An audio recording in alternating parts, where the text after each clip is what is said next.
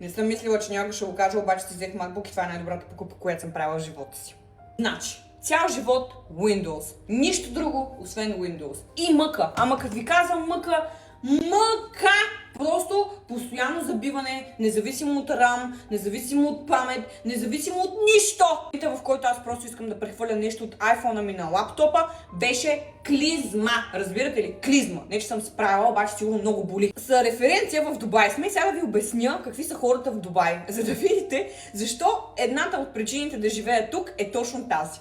Отиваме ние в Дубай и тъй като в момента наближава Рамадана, където мюсюлманите постят и така нататък, има много промоции по Рамадан и на мен много ми бъгваше лаптопа и викам на Валентин, давай да ходя си купа лаптоп, защото просто не издържам. Вече не ме интересува колко пари, ще ги дам.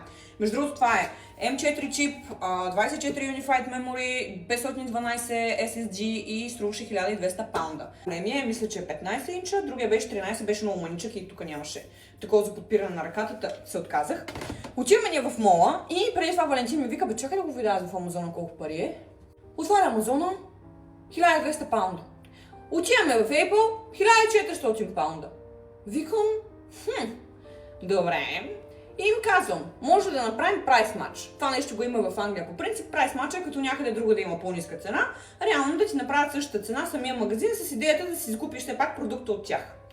И човека ми казва, може дайте да видя, нали, Амазона. Тя му го показва и човека вика, добре, тук е 1300 паунда, ще ви направя, нали, отстъпка 1300 паунда, само че трябва да е в този определен цвят, защото другите са изчерпани от Амазон. Аз казвам, добре. И той казва, чакайте малко. И след малко се връща и ми вика, ми потърсих малко и сайтовете и го намерих още по-евтино, ще ви прави смачна с най-евтината цена. Викам, това ако е в България и отида при положение, че съм в правото си, да искам прайс матч на нещо, което примерно имат политика в магазина, че винаги ще има най-ниската цена, лелката в магазина ще ме изгледа, сякаш ще иззема на нея 200 паунда от джоба.